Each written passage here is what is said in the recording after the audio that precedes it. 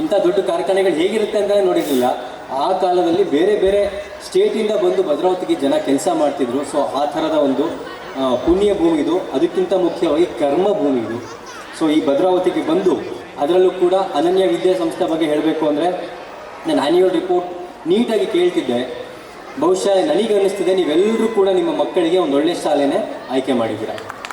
Because ಒಂದು ಶಾಲೆ ಒಳ್ಳೆಯದ ಕೆಟ್ಟದ್ದ, ಎಜುಕೇಷನ್ ಹೇಗಿದೆ ಏನು ಅಂತ ಎಲ್ಲ ಡಿಸೈಡ್ ಮಾಡಬೇಕು ಅಂದರೆ ಆ ಶಾಲೆ ಬಿಲ್ಡಿಂಗ್ ಆಗಲಿ, ಆ ಶಾಲೆಯ ಒಂದು ರಿಸಲ್ಟ್ ಆಗಲಿ, ಇದು ಯಾವುದು ಕೂಡ ಕೌಂಟ್ ಆಗಲ್ಲ. ಆ ಶಾಲೆಯ ಮಕ್ಕಳಲ್ಲಿರುವಂಥ ಸಂಸ್ಕಾರ ನೋಡಿ ಹೇಳ್ಬಿಡ್ಬೋದು ಇದೆಂಥ ಶಾಲೆ ಅಂತ. ಇವತ್ತೆಲ್ಲ ಎಜುಕೇಷನ್ ಇನ್ಸ್ಟಿಟ್ಯೂಟ್ ಅನ್ನೋದು ಒಂದು ಬಿಸ್ನೆಸ್ ಆಗಿಬಿಡಿದೆ. ನಾವೆಲ್ಲ ಅಲ್ಲಿ ಆಫೀಸಲ್ಲಿ ಕೂತಾಗ ಮಾತಾಡ್ತಿದ್ವಿ, ಎಜುಕೇಷನ್ ಅಂದರೆ ಬಿಸ್ನೆಸ್ ಆಗಿಬಿಡಿದೆ. ನೀವೆಲ್ಲೇ ಹೋಗಿ ಮಿನಿಮಮ್ ಬೆಂಗಳೂರಲ್ಲಿ ಹೋದರೆ ಅಂತೂ ನರ್ಸರಿ ಶಾಲೆಯ ಮಕ್ಕಳಿಗೆ ಸೇರಿಸಬೇಕು ಅಂದರೂ ಕೂಡ 2 ಲಕ್ಷ 3 ಲಕ್ಷ ಫೀಸ್ ಇದೆ. ಸೊ ಅಂಥದ್ರಲ್ಲಿ ಇವರೆಲ್ಲರೂ ಕೂಡ ನೋಡಿದ್ರೆ ನನಗೆ ತುಂಬ ಹೆಮ್ಮೆ ಅನಿಸುತ್ತೆ. ಅವ್ರನ್ನ ನೋಡಿ ನಾನೇ ಇವತ್ತು ಇನ್ಸ್ಪೈರ್ ಆಗಿದ್ದೀನಿ. ಎಲ್ಲರ ಜೀವನದಲ್ಲೂ ಕೂಡ ಒಂದು ಕನಸಿರುತ್ತೆ, ನಮ್ಮ ಚೈಲ್ಡ್ಹುಡ್ ಫ್ರೆಂಡ್ಸ್ ಎಲ್ಲರೂ ಸೇರಿ ಏನಾದರೂ ಮಾಡಬೇಕು, ಸಮಾಜಕ್ಕೆ ಏನಾದರೂ ಸಾಧನೆ ಮಾಡಬೇಕು ಅಂತ. ಸೊ ಅನನ್ಯ ವಿದ್ಯಾಸಂಸ್ಥೆ ಇವರೆಲ್ಲರೂ ಕೂಡ ಚೈಲ್ಡ್ಹುಡ್ ಫ್ರೆಂಡ್ಸ್ ಎಲ್ಲರೂ ಕೂಡ ಸೇರಿ ನಾವೆಲ್ಲರೂ ಸೇರಿ ಭದ್ರಾವತಿಯ ಮಕ್ಕಳಿಗೆ ಏನಾದ್ರು ಮಾಡೋಣ, ಭದ್ರಾವತಿಯ ಜನಗಳಿಗೆ ಏನಾದ್ರು ಒಂದು ಕಡಿಮೆ ವೆಚ್ಚದಲ್ಲಿ ಉತ್ತಮ ಶಿಕ್ಷಣ ಕೊಡೋಣ ಅಂತ ಹೇಳ್ಬಿಟ್ಟು ಎಲ್ಲರೂ ಬಿಸ್ನೆಸ್ಮೆನ್ನು. ಸೊ ಬಿಸ್ನೆಸ್ ಏನು ಎಜುಕೇಷನಲ್ಲಿ ಬಿಸ್ನೆಸ್ ಮಾಡ್ತಿಲ್ಲ, ಬಿಸ್ನೆಸ್ ಬೇರೆ ಮಾಡಿಕೊಂಡು ಎಜುಕೇಷನ್, ಪ್ಯೂರ್ ಎಜುಕೇಷನ್ ಇನ್ನೊಂದು ಕಡೆ ಕೊಡ್ತಿದ್ದಾರೆ.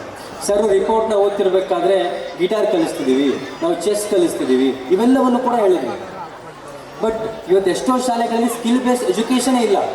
ಮಕ್ಕಳಿಗೆ ಸ್ಕಿಲ್ ಕೊಡಬೇಕು ಅನ್ನೋಂಥ ಒಂದು ಪರಿಕಲ್ಪನೆನೇ ಇಲ್ಲ, ಬರೀ ರಿಸಲ್ಟ್. ಬಟ್ ಅನನ್ಯ ವಿದ್ಯಾಸಂಸ್ಥೆ ಕಳೆದ 13 ವರ್ಷಗಳಿಂದಲೂ ಕೂಡ 100% ರಿಸಲ್ಟ್ ಇದೆ. ಅದರ ಜೊತೆಗೆ ಮಕ್ಕಳಿಗೆ ಒಳ್ಳೆಯ ಸಂಸ್ಕಾರವನ್ನು ಕೊಡ್ತಿದ್ದಾರೆ. ಇನ್ನೊಂದು ಕಡೆ ಮಕ್ಕಳಲ್ಲಿ ಸ್ಕಿಲ್ ಕೊಡ್ತಿದ್ದಾರೆ. ಅಂದರೆ ನೀವು ಇಲ್ಲಿನ ಮಕ್ಕಳು ಡಾಕ್ಟರ್ ಆಗ್ತಾರೋ, ಇಂಜಿನಿಯರ್ ಆಗ್ತಾರೋ, ಏನಾಗ್ತಾರೋ ನನಗೆ ಗೊತ್ತಿಲ್ಲ. ಬಟ್ ದೇಶಕ್ಕೆ ಒಳ್ಳೆ ಪ್ರಜೆ ಆಗ್ತಾರೆ, ತಂದೆ ತಾಯಿಗೆ ಒಳ್ಳೆ ಮಕ್ಕಳು ಹಾಗೆ ಆಗ್ತಾರೆ ಅಂತ ನನಗನ್ಸುತ್ತೆ ಸರ್. ಸೊ ನಿಮ್ಮೆಲ್ಲರನ್ನೂ ಕೂಡ ನೋಡಿ ನನಗೆ ನಿಮ್ಮಿಂದ ನಾನು ಒಂದು ಕಲ್ತಿದ್ದೀನಿ. ಚೈಲ್ಡ್ಹುಡ್ ಫ್ರೆಂಡ್ಸ್ ಏನಿರ್ತೀವಿ ನಾವೆಲ್ಲರೂ ಕೂಡ ಸೇರಿ ಒಟ್ಟಾಗಿ ಒಂದು ಹಂತಕ್ಕೆ ಬೆಳೆದ ಮೇಲೆ ಸಮಾಜಕ್ಕೆ ಏನಾದರೂ ಮಾಡಬೇಕು ಅನ್ನೋದನ್ನು ನಾನು ನಿಮ್ಮೆಲ್ಲರನ್ನೂ ಕೂಡ ನೋಡಿ ಕಲ್ತಿದ್ದೀನಿ ಸರ್. ಇಲ್ಲಿಂದ ಮುಂದೆ ಬಹುಶಃ ಇದು ಮಾತನಾಡುವಂಥ ವೇದಿಕೆ ಅಲ್ಲ, ಆದರೂ ಕೂಡ ಮಾತನಾಡಲೇಬೇಕು ಅಂತ ಕರೆಸಿರ್ಬೇಕಾದ್ರೆ ನಿಮಗಾಗಲಿ ನಿಮ್ಮ ಮಕ್ಕಳಿಗಾಗಲಿ ಒಂದಷ್ಟು ಒಳ್ಳೆಯ ವಿಚಾರಗಳನ್ನು ಹಂಚ್ಕೊಳ್ಳುವಂಥ ಒಂದು ಪ್ರಯತ್ನ ಮಾಡ್ತೀನಿ. ಈ ಚಳಿ ಇದೆ, ಸೊ ಚಳಿ ಒಂದು ಸ್ವಲ್ಪ ಕಡಿಮೆ ಅನ್ನಿಸ್ಬೇಕು ಅಂದರೆ ನನ್ನ ಮಾತು ನಿಮಗೆ ಇಷ್ಟ ಆದರೆ ಅವಾಗವಾಗ ಸ್ವಲ್ಪ ಚಪ್ಪಾಳೆಯನ್ನು ಕೂಡ ತಟ್ಟಿ ಸ್ವಲ್ಪ ಅಟೆಂಟಿವ್ ಆಗಿ ಕೇಳಿಸ್ಕೊಳ್ಳಿ. ಇವತ್ತಿನ ಒಂದು ಕಾಲಘಟ್ಟದಲ್ಲಿ ಏನಾಗಿದೆ, ಮಕ್ಕಳಿಗಾಗಿರ್ಬೋದು ಅಥವಾ ಆಗಿರ್ಬೋದು, ನಾವೆಲ್ಲರೂ ಕೂಡ ಸ್ವಾರ್ಥಕ್ಕೋಸ್ಕರ ಬದುಕಿದ್ದೀವಿ. ನಾನು ಚೆನ್ನಾಗಿರಬೇಕು, ನನ್ನ ಮನೆ ಚೆನ್ನಾಗಿರ್ಬೇಕು ಅಷ್ಟೇ ಅನ್ನೋ ಥರ ಬದುಕಿದ್ದೀವಿ. ಈ ಮನಸ್ಥಿತಿಯಿಂದ ಯಾವಾಗ ಹೊರಗಡೆ ಬರ್ತೀವೋ ಆಗ ನಾವು ಭಾರತೀಯರಾಗ್ತೀವಿ. ಭಾರತದಲ್ಲಿ ನಾವೆಲ್ಲರೂ ಕೂಡ ವಸುದೈವ ಕುಟುಂಬಕಂ ಅಂತ ಹೇಳ್ತೀವಿ. ಎಲ್ಲರೂ ಕೂಡ ನನ್ನವರೇ ಅಂತ ಪರಿಕಲ್ಪನೆ ನಮ್ಮದು, ಎಲ್ಲರೂ ಕೂಡ ನಮ್ಮವರೇ ಅಂತ ನೋಡುವಂಥ ಪರಿಕಲ್ಪನೆ ನಮ್ಮದು. ಹೀಗೆ ಒಂದು ಶಾಲೆಯಲ್ಲಿ, ಪ್ರೈಮರಿ ಸ್ಕೂಲಿನ ಒಂದು ಶಾಲೆಯ ಕ್ಲಾಸ್ ರೂಮಲ್ಲಿ ಆ ಕ್ಲಾಸ್ ಟೀಚರು ಎಲ್ಲ ಮಕ್ಕಳನ್ನು ಕೂಡ ಒಂದು ಕಡೆ ಸೇರಿಸಿ ಎಲ್ಲ ಮಕ್ಕಳಿಗೂ ಕೂಡ ಒಂದೊಂದು ಬಲೂನ್ ಕೊಡ್ತಾರೆ. ಬಲೂನ್ಗಳನ್ನ ಕೊಟ್ಟು ಈ ಬಲೂನ್ನ ಊದಿ ಅಂತ ಹೇಳ್ತಾರೆ. ಸೊ ಮಕ್ಕಳೆಲ್ಲ ಬಲೂನನ್ನ ಊದ್ತಾರೆ. ಬಲೂನನ್ನ ಊದಾದ್ಮೇಲೆ ಅದನ್ನು ಗಟ್ಟಿಯಾಗಿ ಕಟ್ಟಿ ಈಗೆಲ್ಲರೂ ಕೂಡ ಬಲೂನ್ ಮೇಲೆ ನಿಮ್ಮ ಹೆಸರುಗಳನ್ನು ಬರೀರಿ ಅಂತ ಹೇಳ್ತಾರೆ. ಸೊ ಮಕ್ಕಳೆಲ್ಲರೂ ಕೂಡ ಬಲೂನ್ ಮೇಲೆ ಅವರವ್ರ ಹೆಸರನ್ನ ಬರೀತಾರೆ. ಆಮೇಲೆ ಆ ಕ್ಲಾಸ್ ಟೀಚರು ಆ ಬಲೂನ್ಗಳನ್ನ ಇಡೀ ಕ್ಲಾಸ್ ರೂಮಲ್ಲೆಲ್ಲ ಶಫಲ್ ಮಾಡಿ ಮಿಕ್ಸ್ ಮಾಡಿಬಿಟ್ಟು ಮಕ್ಕಳಿಗೆ ಹೇಳ್ತಾರಂತೆ, ಮಕ್ಕಳ 10 ನಿಮಿಷ ಟೈಮ್ ಇದೆ, ನಿಮ್ಮ ಹೆಸರಿರುವಂಥ ಬಲೂನ್ನ ಹುಡುಕ್ ತೋರಿಸಿ ಅಂತ ಹೇಳ್ತಾರೆ. 10 ನಿಮಿಷ ಕಳಿಯುತ್ತೆ. ಸುಮಾರು 50-60 ಜನ ಮಕ್ಕಳು ಇರ್ತಾರೆ. 90% ಆಫ್ ಮಕ್ಕಳಿಗೆ ಅವ್ರ ಹೆಸರಿರುವಂಥ ಬಲೂನ್ ಸಿಗೋದೇ ಇಲ್ಲ. ಎಲ್ಲ ಒಬ್ಬರಿಗೆ ಇಬ್ಬರಿಗೆ ಮಾತ್ರ ಅವ್ರ ಹೆಸರಿರುವಂಥ ಬಲೂನ್ಗಳು ಸಿಗುತ್ತೆ.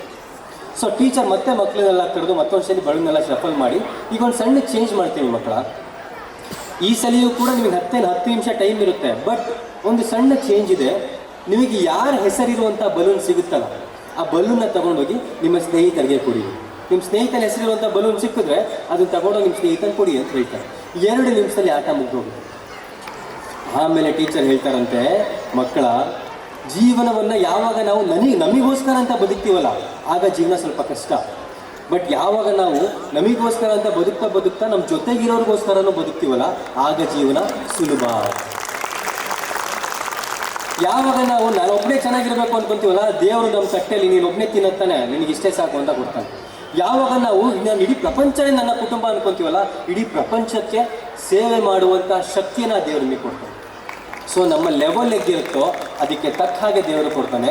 ಸೊ ನಿಮ್ಮ ಮಕ್ಕಳು ಬರೀ ನಿಮ್ಮ ಮನೆಗೆ ಮಾತ್ರ ದೊಡ್ಡ ವ್ಯಕ್ತಿಗಳಾದರೆ ಅಲ್ಲ, ನಿಮ್ಮ ಕುಟುಂಬಕ್ಕೆ ಮಾತ್ರ ದೊಡ್ಡ ವ್ಯಕ್ತಿಗಳಾಗೋದಲ್ಲ, ನಮ್ಮ ಊರಿಗೆ, ನಮ್ಮ ರಾಜ್ಯಕ್ಕೆ, ನಮ್ಮ ದೇಶಕ್ಕೆ ಏನಾದರೂ ಕೊಡುಗೆ ಕೊಡುವಂತಹ ಮಾಣಿಕ್ಯಗಳನ್ನು ನೀವು ಹೆತ್ತಿದ್ದೀರಾ ಅಂತ ಮಕ್ಕಳನ್ನ ಅದೇ ರೀತಿ ಬೆಳೆಸಿ. ಯಾವತ್ತೂ ಕೂಡ ಮಕ್ಕಳಲ್ಲಿ ಸ್ವಾರ್ಥವನ್ನು ಹಾಕ್ಬಿಡಿ. ಮುಂದೆ ಒಂದು ದಿವಸ ಪ್ರಪಂಚ ಅವರಲ್ಲಿ ಸ್ವಾರ್ಥ ಹಾಕುತ್ತೆ, ನಾವು ಹಾಕೋದು ಬೇಡ. ಸೊ ನಾವು ನಮಗೋಸ್ಕರ ಅಂತ ಬದುಕೋದ್ರ ಜೊತೆಗೆ ನಮ್ಮ ಜೊತೆಗಿರೋರಿಗೋಸ್ಕರನೂ ಕೂಡ ಬದುಕಬೇಕು ಅಂತ ಒಂದು ಸಣ್ಣ ಕಥೆಯಿಂದ ನಾವು ಅರ್ಥ ಮಾಡ್ತೀವಿ.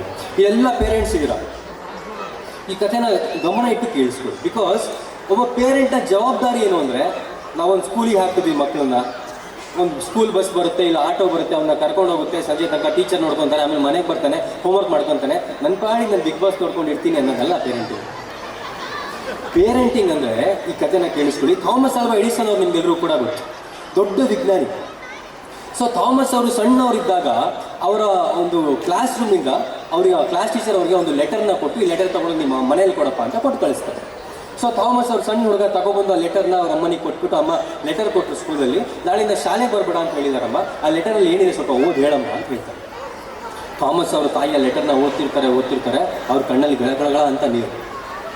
ಥಾಮಸ್ ಅವ್ರು ಕೇಳ್ತಾರೆ, ಅಮ್ಮ ಅಂಥದ್ದು ಏನು ಬರೆದಿದ್ದಾರೆ ಆ ಲೆಟರಲ್ಲಿ, ಸ್ವಲ್ಪ ಓದಿ ಹೇಳಮ್ಮ ಅಂತ ಹೇಳಿದಾಗ ಅವರಮ್ಮ ಜೋರಾಗಿ ಆ ಲೆಟರ್ ಇಟ್ಕೊಂಡು ಹಿಂಗೆ ಓದ್ತಾರಂತೆ, ನಿಮ್ಮ ಮಗ ಒಬ್ಬ ಜೀನಿಯಸ್, ನಿಮ್ಮ ಮಗ ಒಬ್ಬ ಇಂಟೆಲಿಜೆಂಟ್ ಫೆಲೋ, ಅಂಥ ಒಳ್ಳೆಯ ವಿದ್ಯಾರ್ಥಿಗೆ ಪಾಠ ಮಾಡುವಂಥ ಟೀಚರ್ಸ್ ನಮ್ಮ ಶಾಲೆಯಲ್ಲಿ ಇಲ್ಲ.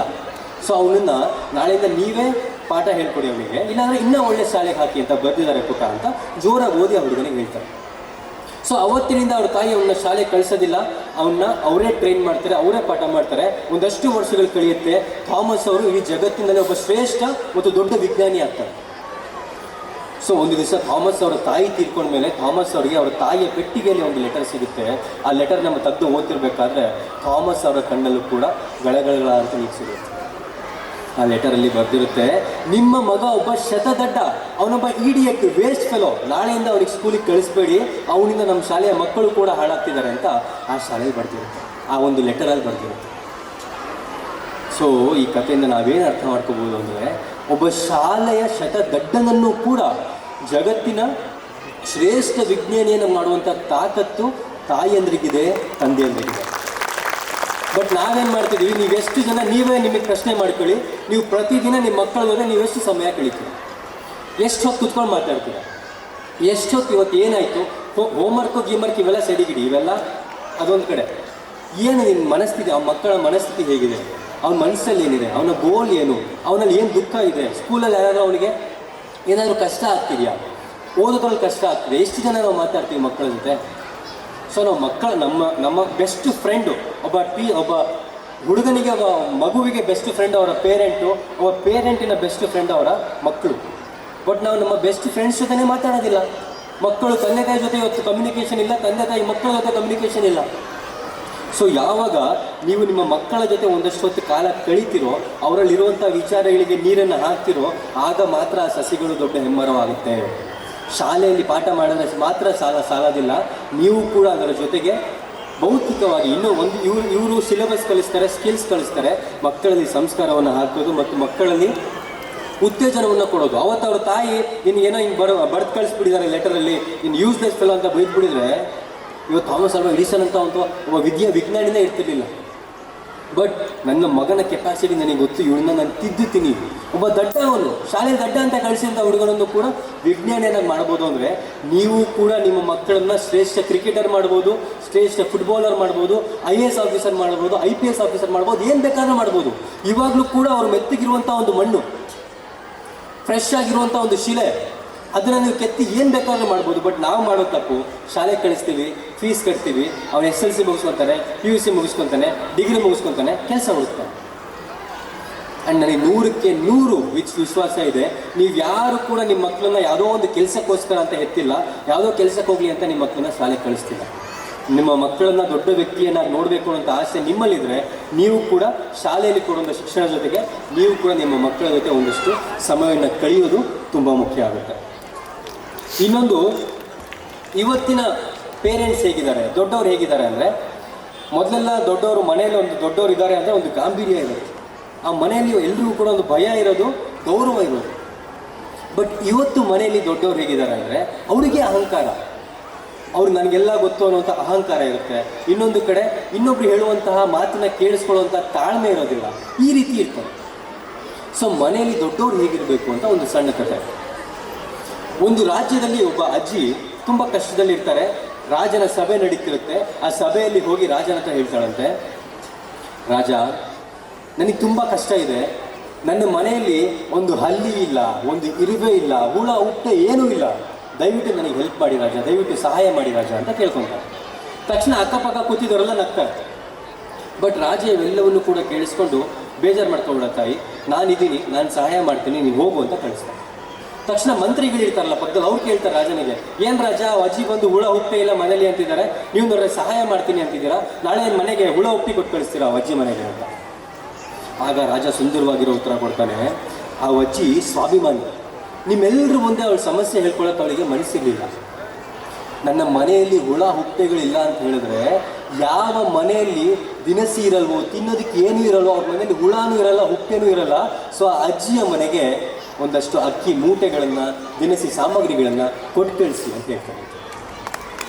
ಸೊ ಒಂದು ರಾಜ, ಒಂದು ಊರಿನ ರಾಜ ಹೇಗಿರಬೇಕು, ಒಂದು ಮನೆಯಲ್ಲಿ ದೊಡ್ಡವ್ರು ಹೇಗಿರಬೇಕು ಅಂದರೆ, ಈ ಸಣ್ಣ ಸಣ್ಣ ಸೂಕ್ಷ್ಮತೆಗಳನ್ನು ಕೂಡ ಅರ್ಥ ಮಾಡಿಕೊಂಡು ಆ ಸಮಸ್ಯೆಯನ್ನು ಬಗೆಹರಿಸುವಂಥ ಚಾಣಾಕ್ಷತೆ ಇರಬೇಕು, ಆ ಸೂಕ್ಷ್ಮ ಮನೋಭಾವನೆ ಇರಬೇಕು. ಬಟ್ ಇವತ್ತು ನಾವು ದೊಡ್ಡವ್ರು ಏನಾಗಿದ್ದೀವಿ, ಹಿರಿಯರು ಅನ್ಸ್ಕೊಂಡವ್ರು ಏನಾಗಿದ್ದೀವಿ, ಬರೀ ದೊಡ್ಡ ದೊಡ್ಡ ವಿಚಾರಗಳನ್ನು ನೋಡ್ತೀವಿ ಬಿಟ್ರೆ ಈ ಸಣ್ಣ ಸಣ್ಣ ಮೈನ್ಯೂಟ್ ವಿಚಾರಗಳನ್ನು ನೋಡೋದೇ ಇಲ್ಲ. ದೊಡ್ಡ ದೊಡ್ಡ ವಿಚಾರಗಳನ್ನ ನಿಮ್ಮ ಮಕ್ಕಳು ನೋಡ್ತಾರೆ, ಎಲ್ಲರೂ ನೋಡ್ತಾರೆ. ಯಾವ ವ್ಯಕ್ತಿ ಸಣ್ಣ ಸಣ್ಣ ಸೂಕ್ಷ್ಮವಾಗಿರೋ ವಿಚಾರಗಳನ್ನು ಕೂಡ ಅರ್ಥ ಮಾಡಿಕೊಂಡು ಆ ಸಮಸ್ಯೆಗಳಿಗೆ ಪರಿಹಾರ ಕೊಡ್ತಾನೋ ಅವನೇ ನಿಜವಾಗ್ಲೂ ದೊಡ್ಡ ವ್ಯಕ್ತಿ.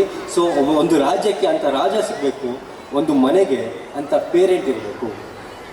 ಸೊ ಇದರ ಅರ್ಥ ಏನು ಅಂದರೆ, ಇಂಡೈರೆಕ್ಟಾಗಿ ನಾನು ನಿಮಗೆ ಹೇಳ್ತಿರೋದು, ನಿಮ್ಮ ಮಕ್ಕಳು ಚೆನ್ನಾಗಿ ಓದ್ತಿದ್ದಾರಾ, ಅವ್ನ ರಿಸಲ್ಟ್ ಏನು ಬಂತು, ಇದು ಅವನೇ ಬಂದು ಹೇಳ್ತಾನೆ, ನೀವು ಅದನ್ನು ಅಬ್ಸರ್ವ್ ಮಾಡೋ ಇದೇ ಇಲ್ಲ. ನೀವು ಸ್ಕೂಲಲ್ಲಿ ಕೇಳಿದವ್ರು ಹೇಳ್ತಾರೆ.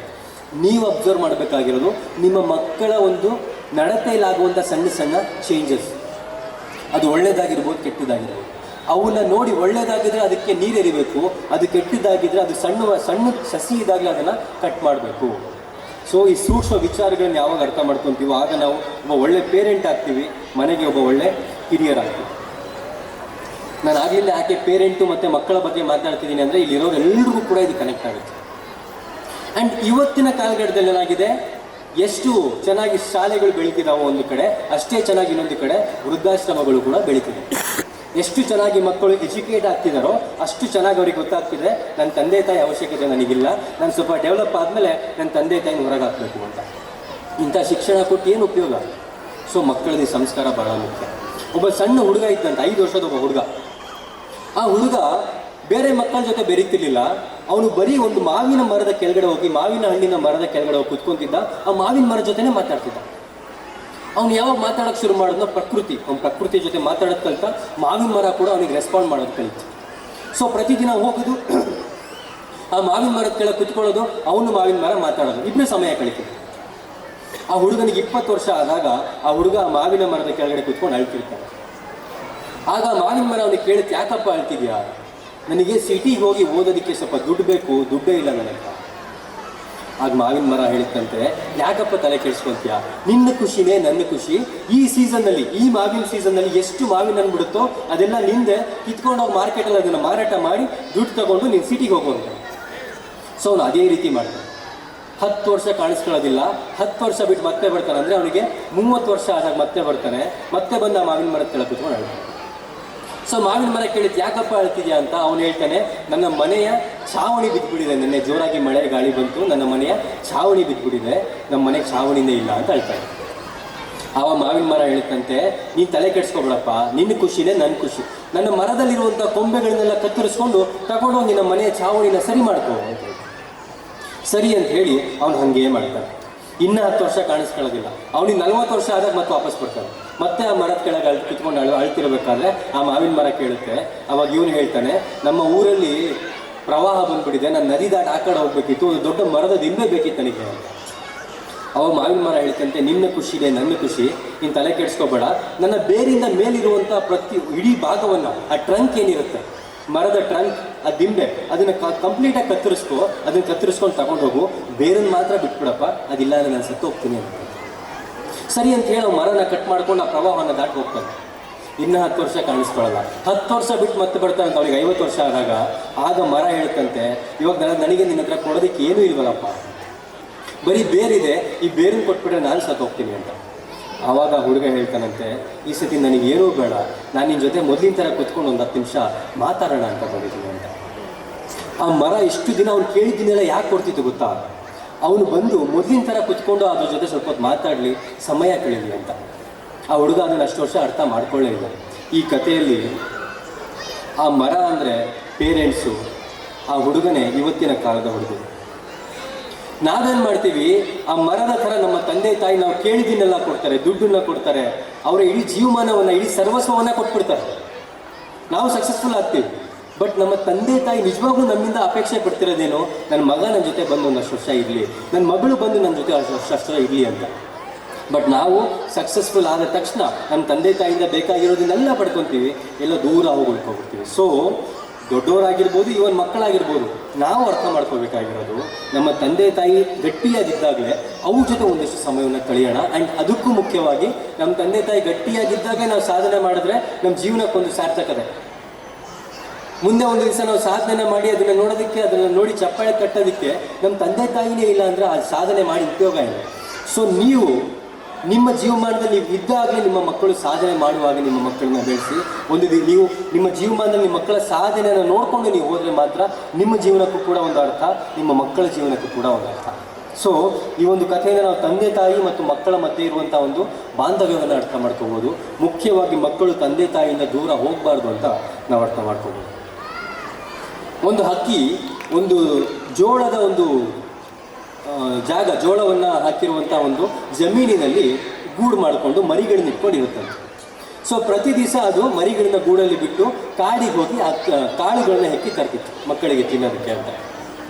ಒಂದು ದಿವಸ ಹಕ್ಕಿ ಕಾಡಿಗೆ ಹೋಗಿರ್ಬೇಕಾದ್ರೆ, ಕಾಡಿಗೆ ಹೋಗಿ ವಾಪಸ್ ಬಂದಮೇಲೆ ಆ ಹಕ್ಕಿಯ ಮರಿಗಳು ಆ ಹಕ್ಕಿಗೆ ಹೇಳುತ್ತಂತೆ, ಅಮ್ಮ ಇವತ್ತು ಈ ಜಮೀನಿನ ಓನರ್ ಬಂದಿದ್ರು, ರೈತ ಬಂದಿದ್ರು, ಅವ್ರು ಹೇಳ್ತಿದ್ರು ನಾಳೆ ಕೆಲಸದವ್ರಿಗೆ ಹೇಳ್ತಿದ್ರು ನಾಳೆ ಬಂದು ಈ ಫಸಲನ್ನೆಲ್ಲ ಕಟಾವು ಮಾಡಬೇಕು ಅಂತ, ನಾವು ಇಲ್ಲಿಂದ ಜಾಗ ಖಾಲಿ ಮಾಡೋದು ಒಳ್ಳೇದಮ್ಮ. ಆವಾಗ ಅಮ್ಮ ಹಕ್ಕಿ ಹೇಳುತ್ತಂತೆ, ತಲೆ ಕೆಡಿಸ್ಕೋಬೇಡ, ನಾಳೆ ಈ ಫಸಲು ಕಟಾವು ಆಗಲ್ಲ ಅಂತ. ಹಾಗೆ ಆಗುತ್ತೆ, ನೆಕ್ಸ್ಟ್ ದಿನ ಫಸಲು ಕಟ್ ಆಗೋದೇ ಇಲ್ಲ. ಇನ್ನೊಂದು ದಿವಸ ಅಮ್ಮ ಹೀಗೆ ಹೊರಗಡೆಯಿಂದ ಬಂದ ತಕ್ಷಣ ಹಕ್ಕಿ ಮರಿಗಳು ಹೇಳ್ತಾವಂತೆ, ಅಮ್ಮ ಇವತ್ತು ರೈತ ತನ್ನ ಮಕ್ಕಳಿಗೆ ಹೇಳ್ತಿದ್ದ ನಾಳೆ ಫಸಲನ್ನ ಕಟ್ ಮಾಡಬೇಕು ಅಂತ, ಈ ಸಲ ಫಸಲು ಕಟ್ ಆಗೇ ಆಗುತ್ತೆ, ನಾವು ಇಲ್ಲಿಂದ ಜಾಗ ಖಾಲಿ ಮಾಡೋಣ ಅಂತ. ಆಗಲೂ ಕೂಡ ತಾಯಿ ಹಕ್ಕಿ ಹೇಳ್ತಂತೆ, ತಲೆ ಕೆಡಿಸ್ಕೋಬೇಡಿ, ಈ ಫಸಲು ಕಟ್ ಆಗಲ್ಲ.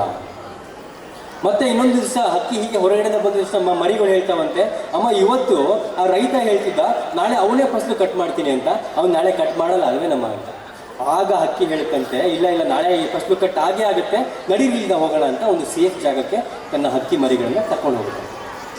ಆಗ ಮರಿಗಳು ಕೇಳ್ತಂತೆ, ಅದು ಹೆಂಗಮ್ಮ, ಅದು ಮೊದಲು 2 ಸಲ ನೀನು ಹೇಳಿದಾಗ ಅವ್ನು ಫಸಲು ಕಟ್ ಮಾಡಲೇ ಇಲ್ಲ, ಈ ಸಲ ನಿನಗೆ ಹೆಂಗೆ ಗೊತ್ತಾಯಿತು ಅಂತ ಹೇಳಿದಾಗ ಆ ಹಕ್ಕಿಯ ಒಂದು ತಾಯಿ ತುಂಬ ಸುಂದರವಾಗಿರೋ ಉತ್ತರ ಕೊಡುತ್ತೆ.